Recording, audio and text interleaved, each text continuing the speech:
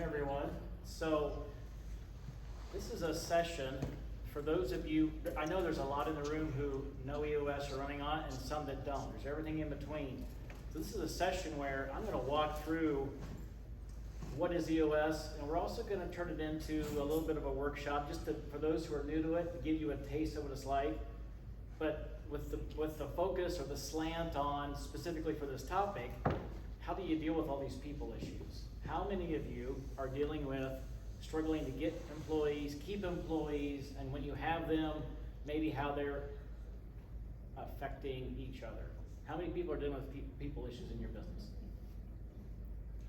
One of the things I'm going to talk about, when we talk about your business, running your business, when it comes to those frustrations that Jim talked about, 80% of the time those frustrations are related to employees and people.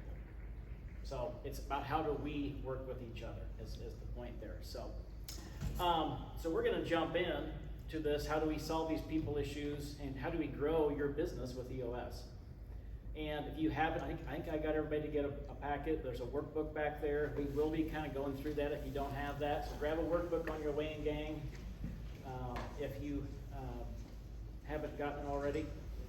So our agenda, as we talk about EOS, we talk a lot about this concept of getting real about your business, because business owners, decision makers in a business, at the end of the day, you need tools to help you run your business. So we want to keep this real. And we're going to talk about these frustrations that we already talked about, the people side of things, especially. And we're going to keep it simple. What is EOS? What's it look like? What does it do for you? But how does it, on this focus of people, how does it help you solve people issues? But maybe more importantly, how does it help you prevent people issues?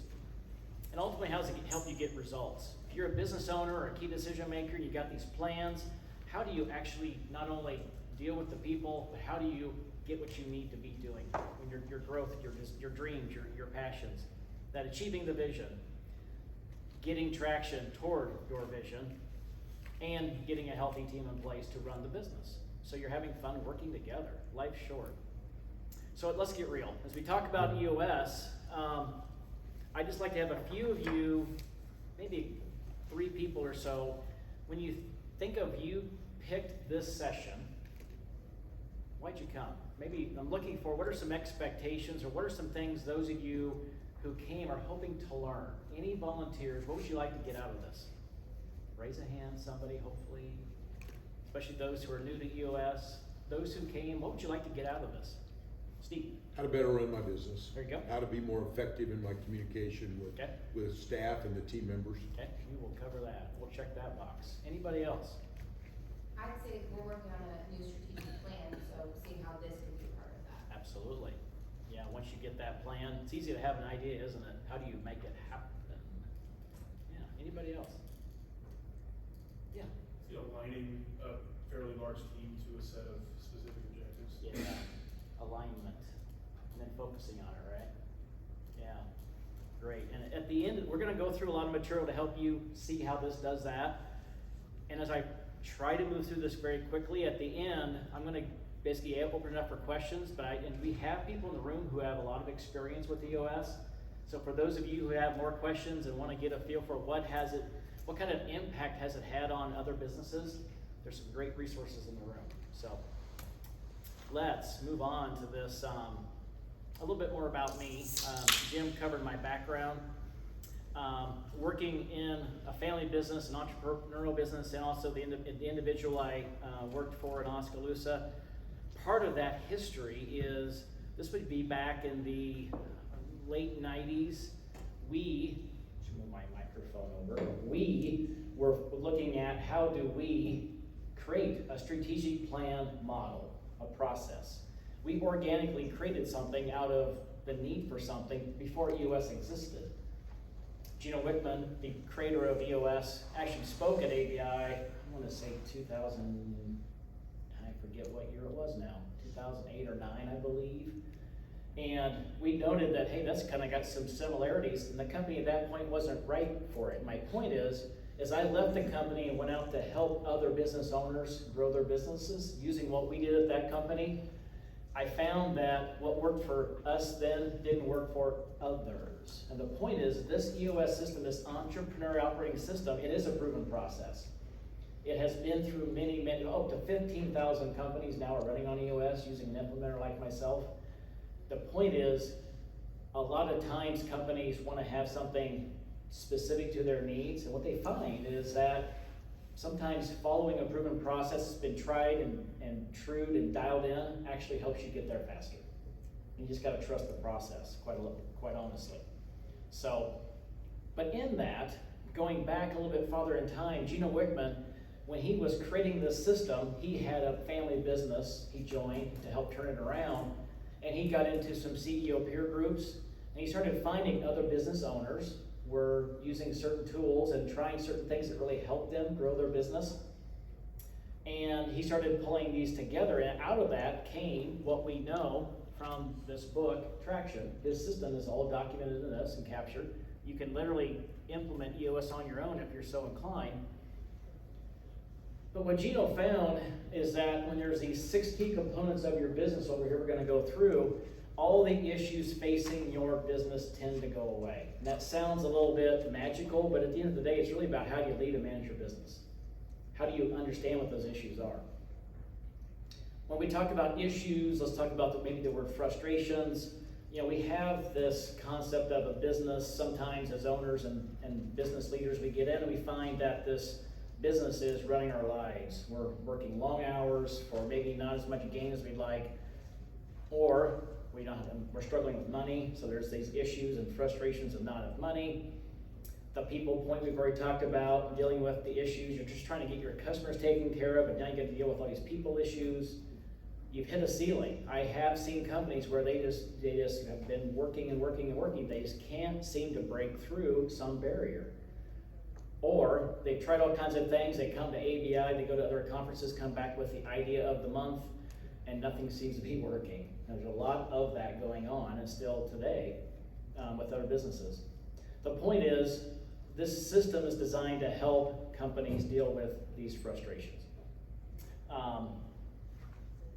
So in your book, there's a notes section on page 1. As you start to think about your business and how do you better run your business, what is this EOS system? Let's first talk about getting real. What are the frustrations in your business? And maybe for the sake of this as a workshop, think about the frustrations related to people. What does that look like? That page, the inside of the cover, is a place to jot down. Because sometimes as business leaders, we just gotta make a list of what are the pains we're dealing with. It's helping you get those out and be aware of them. And what I'd like, as I ask you that question, what are the people issues facing your business? What are you experiencing? Anyone want to share? What are you saying in business when it comes to people? The frustrations with people. There's some obvious ones, but anybody want to share? What kind of frustrations are you seeing? Lack of engagement. Lack of engagement. Absolutely. Any other? Fear of change. Fear of change. Yeah. Accountability. There's that A word. Accountability. Anybody else? Lack of initiative. Yeah. And not to throw out the obvious, but getting them, keeping them, getting them to show up. My wife's in the room. She's had, I don't know how many times in the last 6 to 8 weeks, she's had employees call in 10 minutes before start time on a Monday, I'm not coming in today. And I'm sure many of you have experienced that. It's just such a frustration. So, and then it's a point where it's like, okay, it's time to make a big decision. And it's hard to get the people you need, but you gotta be able to count on them. So, that's part of running a business. And I'm not saying EOS is magical and making every one of those go away, but it's gonna better help you as business leaders deal with and manage and proactively deal with those issues and prevent them. So as we talk about now keeping it simple, let's get into what is EOS. So as an overview of EOS, and you see in your workbook page 1, we talk about EOS as a complete proven system, simple practical tools. There's no theory, no magic pills. Again, over 15,000 companies are running on EOS, this entrepreneurial operating system. As we walk through it, we talk about, I look at it from the perspective of businesses want to achieve something. In some cases, they want to be a great company. And up here, I have a copy of Good to Great. We tend to draw this analogy of businesses want to be more than just a good company, want to be a great company. That's the companies I want to work with. Well, what does it look like to be a great company? And that's actually what Gino Wickman was infatuated with. How do you become a great company? This Traction EOS system is designed to help you get your business to that. Well, it starts with, you got to have a great vision. If you want to be a great company, you got to have some kind of compelling vision. Where are we going? What's our dreams? What's our passions? Something that everybody wants to be a part of. And ultimately, it needs to be shared by all employees. That's that alignment piece. How do you get everybody on the same page? Well, to achieve a great vision, you've got to have great people. And that's where we talk about those A-team players or rock stars, people you just love to have, which are hard to get and keep because it's a competitive world out there.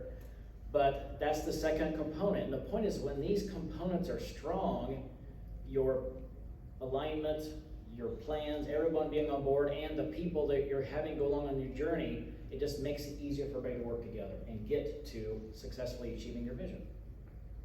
The third component that needs to be strong toward being a great company is data. Having the right data that gives you an absolute pulse on your business.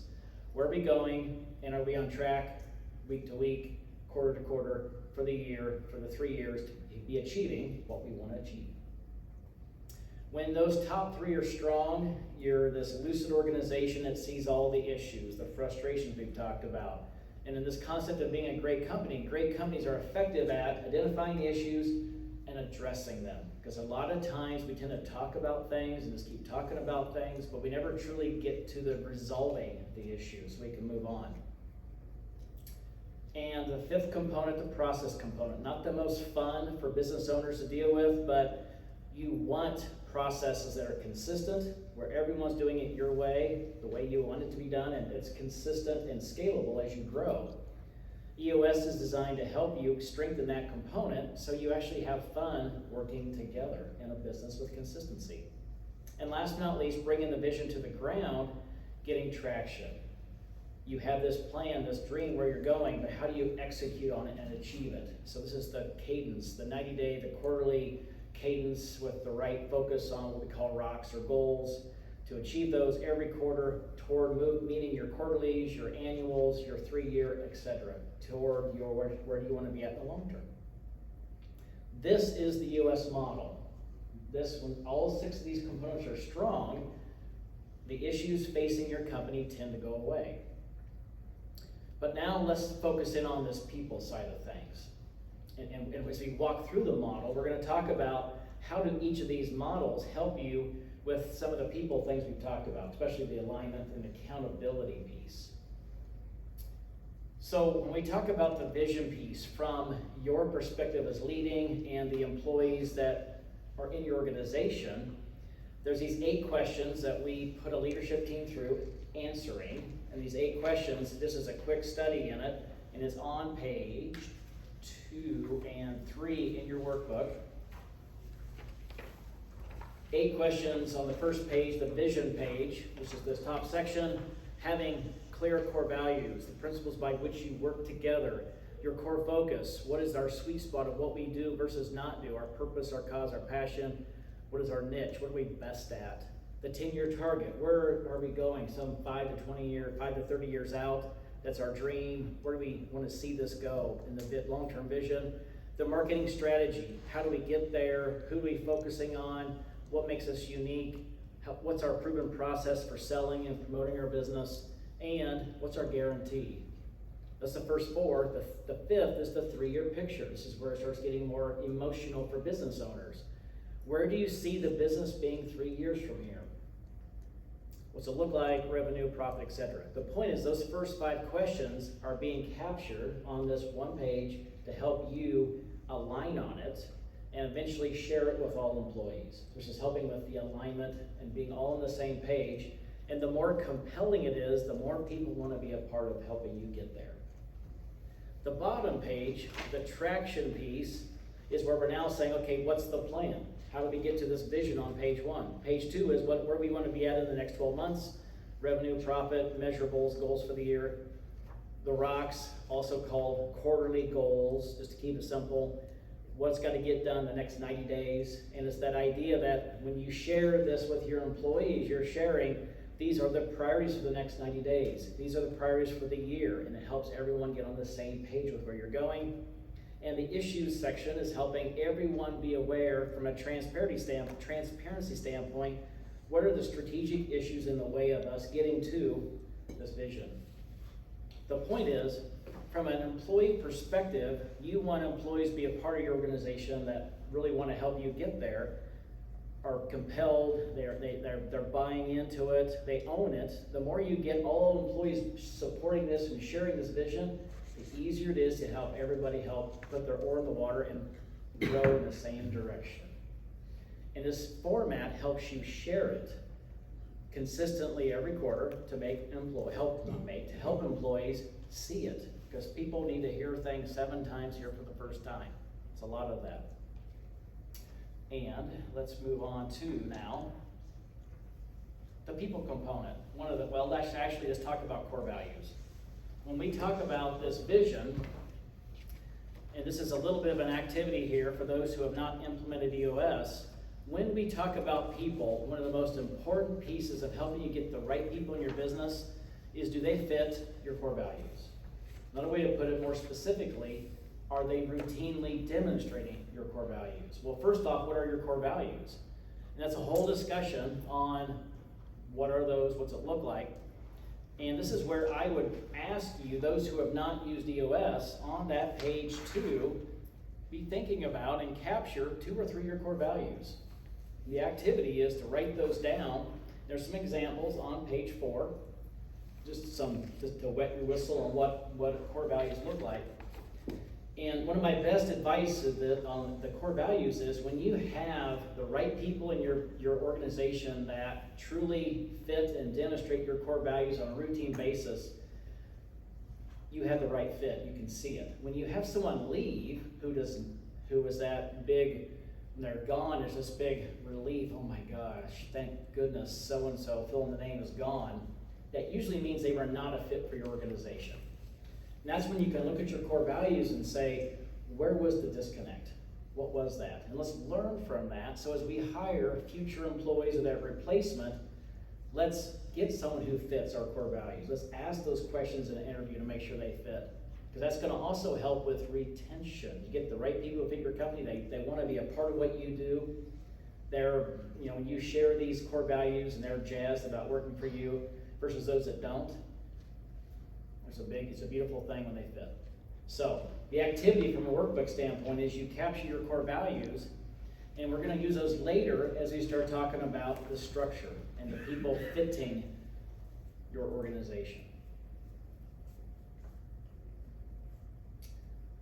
When we talk about EOS, we talk about this concept that anybody can have an idea, anybody can have a vision. And the concept of vision without traction is hallucination. At some point, you've got to have the right people in the room, right structure, the right leadership, the right people who are going to own this vision and execute on it and achieve it. And we see a lot of that where people want to start off with, let's just go ahead and have a fun discussion on vision, but they don't have the right structure and the right systems in place to actually achieve it. And it's kind of this concept of, it's kind of like being an armchair quarterback on Sunday morning watching the NFL.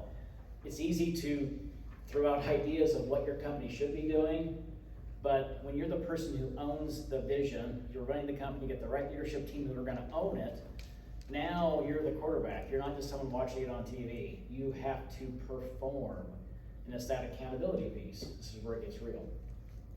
So this brings us to the people component. So as we talk about this session being about how does EOS help you not only grow your business but solve your people issues, it all starts with, what does it look like to be strong in this people component? And it starts with, how do you get the right people in your business? Well, what do we mean by right people?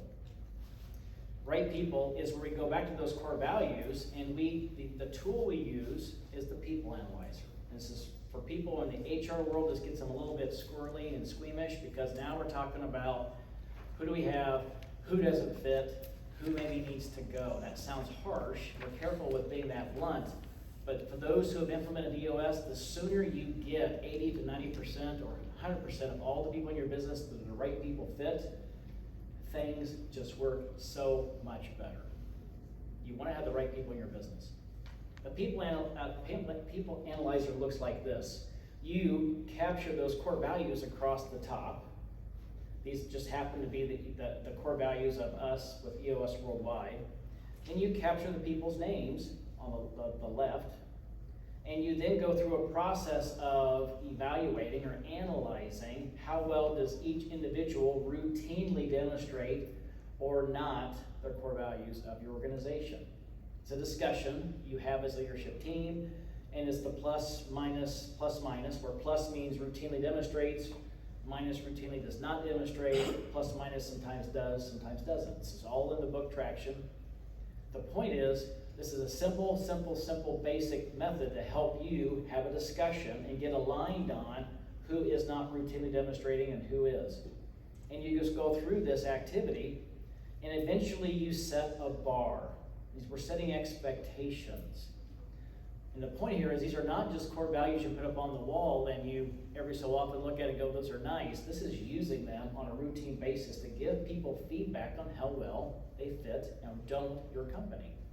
These are expectations. When you set the bar, if you have 5 core values, usually at least 3 pluses, no more than 2 plus minuses, and 0 minuses, you create a bar and you start to look at, if we have 100 employees and we've got maybe 30 below the bar, we have some issues. We need to have some discussions with those employees. Share with them, these are our core values, these are expectations. We want people, we hope people fit our business and demonstrate these core values. It's a discussion to have with them. And when they don't, we go through a process of helping them understand and rise to this or find a place where they would better fit.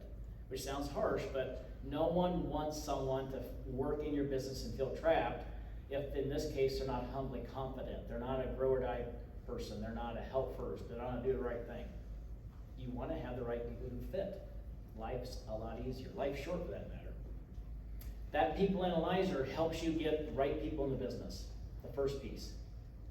Now we talked about the right seats. Well, what does that even mean? Well, right seats is where we start talking about structure. What is the right structure for our business going forward? This is where we're looking at what are the functions of your business, and then who owns those functions. And it starts like typically with a marketing, sales across the bottom, operations and finance. We have this integrator concept, someone running the business like a general manager, a president, a CEO. 50% of the time, we have someone in that seat as a visionary. We help that person see that they're the visionary. And that visionary integrator concept is covered in the book up here, Rocket Fuel, if you're interested in that. The point is, these are functions that become seats. This is the leadership side of your business. And as we go through and look at the seats now, we talk about, okay, what is the seat? What's the function of the seat? And what are the 5 roles? This is like taking an organizational chart and job descriptions and putting it all together on one page. So very easily, you as a leadership team can see every seat in your organization. If something goes off the rails, you know very simply who owns that without having to go look through job descriptions and procedures. It helps you have the right structure and the right roles and responsibilities summarized down to make it very clear for them and you to know who owns what. 5 roles-ish on average per seat. For example, marketing a sales function. We have this thing called LMA, leading, managing, holding people accountable. If you have direct reports, marketing, hit the sales numbers, sell, and accounts management. If I'm in this seat, these are my roles. These are the expectations I'm to fulfill. I own this seat. And again, LMA, leading, managing, holding accountable to expectations, to the core values, to the rocks, those kind of things. An example of a seat, think about a hockey position, the center, and it's that, here's the 5 roles: winning face-offs, create scoring chances, score goals, back check, defend, minimize turnovers. If I'm the center, the question now becomes, Well, first off, this is the seat. Am I the right fit? Is this the right seat for me? The litmus test we have is, do I get it? Do I have the aptitude? Do I understand it? Do I want it? Is the next question. Because a lot of times people look, here's a seat. It's an opportunity, but I really don't want that responsibility. And last off, do I have the capacity, the experience, the time, the passing gear? And this capacity to do it can also be influenced by, am I wearing other hats? Am I in other seats? Is my focus not there? So I have the ability the capacity to do it well. The point is, when someone's in the right seat, they get it, they want it, they have the capacity to do it. All three need to be yes. You build this structure out, all the seats, functions, all the seats, all the roles, and then you start putting people into the seats. It really helps you make sure you have the right structure, the right people in the right seats, and a lot of the issues facing your company, quite honestly, go away. And to re-look at that routinely to make sure you have it correct, the best for at least the next 6 to 12 months. So this people analyzer tool in combination with, I should back up, this accountability chart, we call it. We have this tool where we go through this process now of adding to it not only the core values, which is the right person side, but also the get it, want it capacity to do it. So this becomes a tool to help you look at, based on core values, this is the right person fit or not, and based on the accountability chart, the roles, and the get it, want it capacity, the right seat, here's this tool helps you say yes, right person, yes in the right seat. Yes? Do you share that with the employees? Like their specific form, maybe not how they benchmark against others, but. Ideally, we are hopeful that in time, you're willing to be a transparent organization to share that. Yeah. Because quite honestly, if someone's below the bar, at some point you gotta have a discussion with them, right? Right, and they may not know what that actually means or Exactly. how it looks. Because it's a lot like in life, thinking in a way, and I'm careful here, running a business and leading and managing employees is like being a parent. You've got to set clear expectations and then get out of the way and let them rise to the ability to meet those expectations. But they have to know them. Yes? How is the accountability chart different than an org chart? So an organizational chart tends to be focused on reporting structure. The accountability chart is really focused on who accountable, who owns what. There's a difference. As well as, let me back up, the accountability chart is, come on, it's not backing up. Why is it not backing up? It is, it's just slow. Oh, that's Give it because some I'm time. not looking at what it's doing. Patience. When you have this accountability chart with the roles, and basically I'll call it expectations of fulfilling that role, that's giving someone, so if I'm in that seat and I've been through all the yes, Rob's the right person based on core values, Rob gets it when has the capacity to do it, I now have that seat. I'm committed to it, or I find out later I didn't know what I was getting into, I'm not, I need to get a different seat. The point is the accountability chart is really about ownership, taking responsibility and initiative. Does that answer your question? I'll say no, yes. Yeah, and we can talk later about that. I get it. When I first saw it, I'm like, it's just an org chart. Once you start using it, it's beyond an org chart. Rob, you got another question back Oh, there. sorry, Chad. I would say I have a question, I just wanted to. Yeah, Jeff's Additional experience on feedback. We've been doing EOS for 5 years, and, we work on the accountability chart for no less than a year. And Kim, you probably, in the same bucket, but the thing I would just tell you that it helps you with is get laser-like focus on what the 3 to 5 most important things are Yes. in every single seat. And I can tell you, after doing this for 5 years, we're still doing it. We're kind of looking at that seat going, are these really the 3 to 5 most important things, right? And then it kind of helps you with the people analyzer, and then when you're doing like a quarterly review with somebody and you're going over their performance, you go right back to the 3 to 5 things. Yeah. So I think it just really helps you with just getting more laser-like focus on what the most important things are in each seat, so. Thank you, Chad. Because I think also an org chart, sometimes we get into egos. I'm the person these people are reporting to, but we don't even know what that really means. This is now putting meat on the bones to understand what I'm, if I'm in a leadership position, what does that mean? Who am I holding accountable? What am I holding them accountable to? So, good question. Yes? First of all, Rob, awesome job. Oh, there's more. Yeah, so, I'm sorry, this is super narrow, but, so my company, I've owned it for 2.5 years. We're just starting to move out of that startup phase. Yep. I mean, we're nailing our funnel, but I would say that, when you have a young company, a lot of people are wearing different hats. Yeah. In fact, I would say that especially with the first few hires, I was looking for generalists, Mhm. right?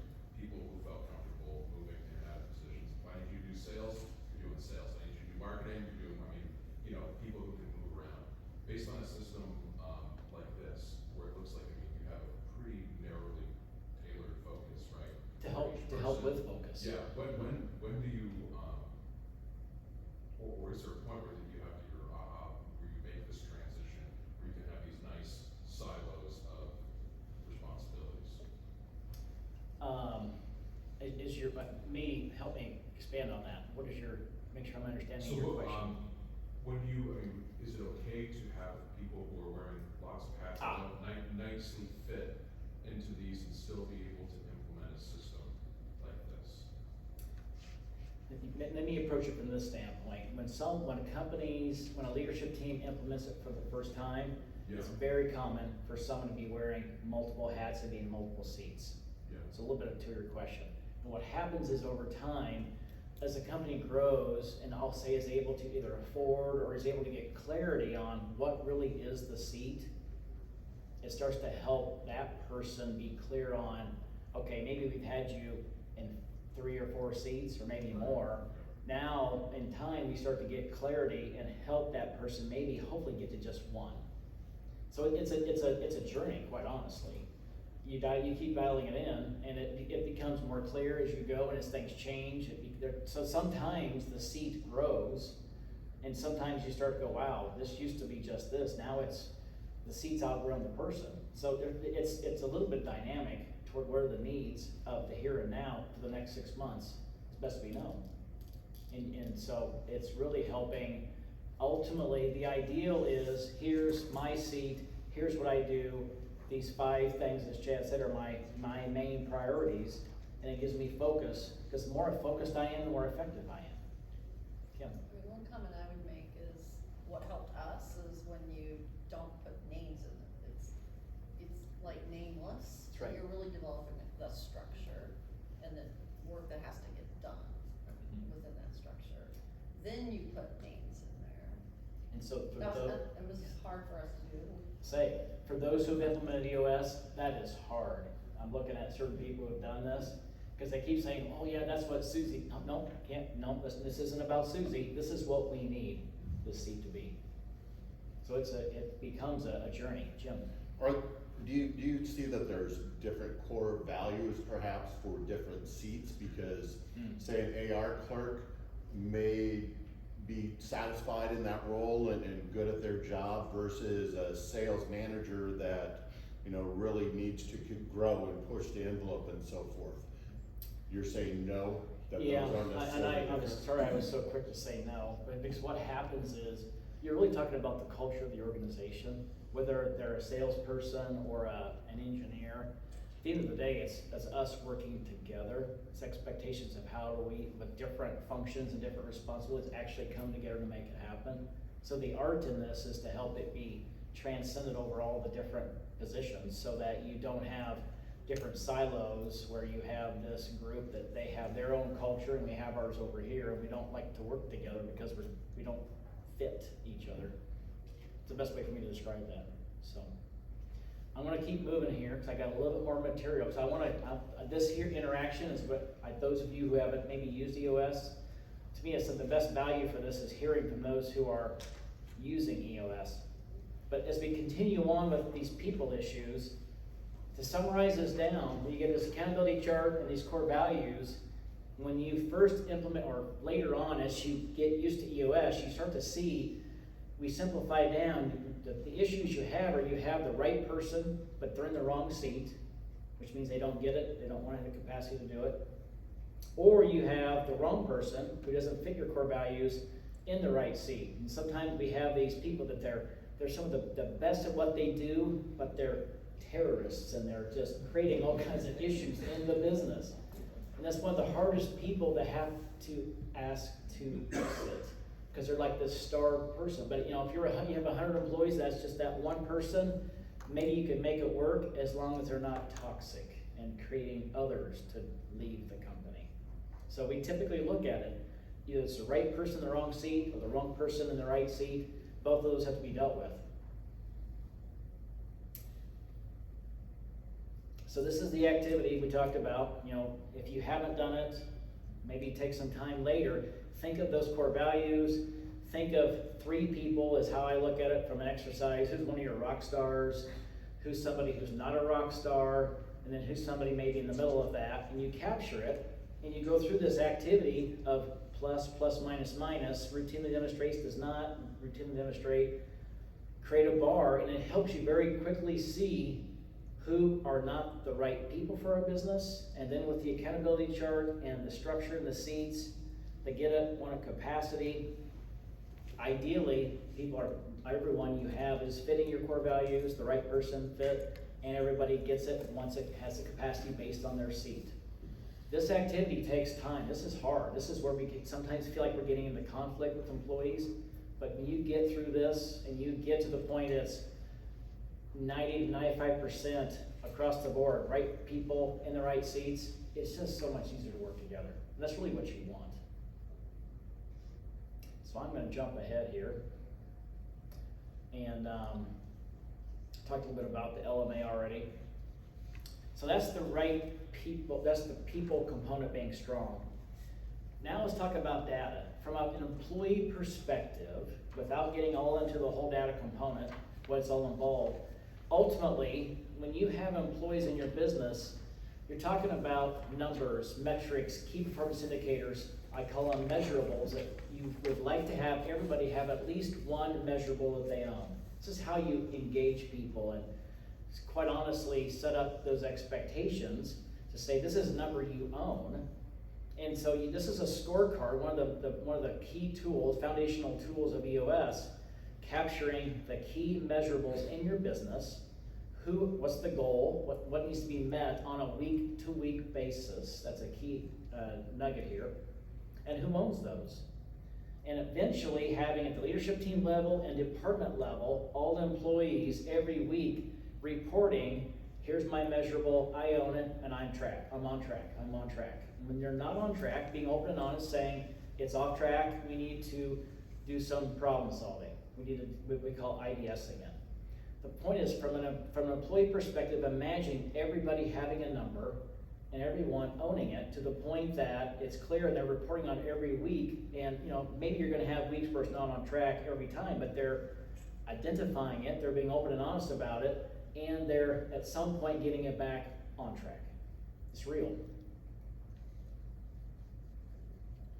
It's that idea of everybody having a number that they're accountable for. The issues piece, this is one of the toughest pieces, but once you get this down, it's one of the most powerful pieces of running a business. Everybody has problems. Everybody sometimes, I shouldn't say sometimes, company leaders sometimes struggle to make decisions. Well, this is about what are our issues, making an issues list, and what we call IDSing the issues, identifying the issues, discussing the issues, and solving the issues. Just something about making a list of issues is therapeutic and you're getting it out on paper. And when you do that with a team, people maybe on the right side didn't know it was an issue, and vice versa on the left side. It's helping you be transparent and aware of things. But the magic is going through this process of truly identifying the issue, what the root of it is, and then discussing it without discussing excuse my language, the hell out of it, because as leaders we like to just discuss things, but moving toward solving it. That's the key, moving toward a decision or at least a plan to solve and overcome that issue. And the point is, from a people perspective, imagine from leadership team level all the way down to whatever level you have on that accountability chart, imagine everybody in your company at least once a week is, I should say, once a week, maybe once every 2 weeks, going through a process of being open and honest about the issues and them solving the issues in their areas. This is how we're leveraging human capital to help us move forward. They're taking ownership. The process component is where in EOS we talk about documenting a handful of core processes, like the people component of your business, the people process, which is sometimes called HR, the marketing, sales, operations like engineering, manufacturing. But you look at what are these core processes, and then we document them, this concept of systemized and predictable, so you can humanize the exceptional. It's really about how do we get everybody on the same page with how do we do this systematically so we have consistency. I'm a process person. When we work with a company that has inconsistent processes, we call that variation, you get unhappy customers at some point. We've got to get things consistent. But it takes those being documented so we can train people and help them make sure they're followed by all. This is our way of doing things. You've got to train people. You got to measure the results with those scorecards. You've got to lead, manage, and hold people accountable to following these processes, and you got to keep them up to date. Easy to say, but it's a simple way of keeping your process piece strong. The point is that really helps your employees understand it's an expectation. This is how we do things. Sometimes they see a better way. Maybe we update it, modify it based on that, but then you have consistency with their input. It helps everybody be on the same page with how we do things. Last but not least, the traction component. How we execute on and achieve this plan. We have rocks. So rocks are this concept of the 90-day goals that have to get done for the company, or as individuals, or as departments. And the meetings, this level 10 meeting, if there's anything you learn from this, and this is on page 14, I have skipped some pages here, but the agenda is in this workbook. One of the most magical pieces of EOS is this meeting. And for those who have ran EOS, used EOS, and think back to before EOS, at first you're like, well, this is pretty simple, but as you use it, this is a very powerful meeting format. This is a lot of reviewing things like our numbers, our scorecard, are we on track? And if not, we put it on this list down below to IDS it, to get it back on track. The rocks, things that got to get done by the end of this quarter. Every week I'm reporting in, my rocks are on track to get done this quarter. And if for each 13 weeks say I'm on track, and get to the end of the quarter, I don't get it done, you're like, what the heck, Rob? There's an accountability issue there. So this is really helping everyone be clear on expectations, priorities, got to be on track, and they're not. You put it on this issue list to help me take ownership to get it back on track. Customer employee headlines, what do people need to know? To-do list, if there's 10 to-dos, 9 of every 10 should be getting done every week. These are 7-day to get done. IDS, so this is a 90-minute meeting where we're setting aside an hour from a leadership team level's perspective, an hour each week to identify what are the issues that have come up this week, identify them, discuss them, solve them. So we make sure we're keeping all these issues out of the way, becoming barriers to what we really want. And then we conclude, recap our to-dos, we made decisions, we've solved problems, what are the to-dos related to that, what cascading messages, what do we discuss today that's got to be discussed to different departments, and we rate the meeting. We want to be a great company, we need to have great meetings to have a great performance. We want to have a 10 every week, or at least a 9, I call it, 9 or a 10. The point is, if you have a 7-person leadership team and all 7 rated, let's say a 9, and one person rates it a 2, it's like, thank you for that rating. Let's back up. What could we have done better to let's get everyone to a 9? This is helping you have valuable, productive meetings, not just the meeting to have the meeting. So you're making decisions, solving problems. And when you help have this as a self-assessment, it helps everybody be aware of, hey, we're maybe losing our grip or not as effective or distracted. We've got to do better next time. So it's a continuous improvement piece. That's what we call a level 10 meeting. So imagine when you have all of your employees in a meeting like this, where they're looking at their numbers, making sure they're on track, they're looking at their rocks, they're making sure they're getting done, they're looking at communication throughout the organization, top to bottom, and we're making sure things are being communicated up and down through a meeting like this, with the right people around the room to hear it and to solve issues, make decisions. We're making sure we're getting our to-dos are getting done every week. We're solving the issues that need to be solved, and we're having great meetings, or a 9 or a 10. It's helping you get your people, leadership team level, all the way down through all the departments, in a place where we're communicating, we're making decisions, we're solving problems, we're moving the company forward. That's why we call this a great meeting, almost a world-class meeting. So this is the EOS model. This is how do you run and grow your business, but it's also, when you think about it through the lens of your employees, how do you help them have the shared vision? Where are we going? Why are we getting there? How do we get the right people in the right seats? How do we have the data to help them be focused on what they own, what the measurables, make sure they're hitting them, making sure we're top to bottom, having issues identified and solved, processes consistent as we grow scalable, and all employees in that cadence of setting plans every 90 days, hitting them, and making sure that we are on the same page and aligned. It's about getting results. Jumping through some things, again, from the people side of things, if there's anything you remember, it's this concept of right people in your business based on having your core values clearly defined, people above the bar with your core values, and you look at the right seats, the right structure, the right roles in that, making sure everyone gets it and wants it and has the capacity to do it. Those are probably the key things that really help you proactively get the right people in your company in the right seats and proactively preventing issues with employees and people. And that takes leading, that takes managing, and it takes healthy accountability, which is easy to say, not always fun to do. The foundational tools in here, this BTO document, if you're new to EOS and you want to try it, this is one of the key foundational tools, getting the clear vision and the plan to get there, the traction page. Mention the accountability chart on page 6 and 8. That's one of the key tools, help you get the right structure. The rocks, which are on page 3, talk about what are the priorities for the quarter. The meeting pulse at L10, and also the cadence of the meetings is one of the key tools. And last but not least, the scorecard. This is EOS in a nutshell right here. These are the key tools. There's all kinds of resources if you have not implemented EOS and you want to try it. EOS Worldwide has resources. There's a traction library, downloadable tools and videos. There's what we call Basecamp. It's a subscription model for you to try it on your own.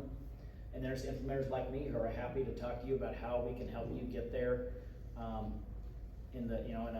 not sure I want to say fast, but helping you get to implement EOS faster than you could on your own. That's another way to say it. So my final thought, I truly love helping business owners get what they want from their business. And most of the time, that involves overcoming people issues. And when you overcome those people issues and you help people get in the right seats, that does help you have amazing things happen throughout your company.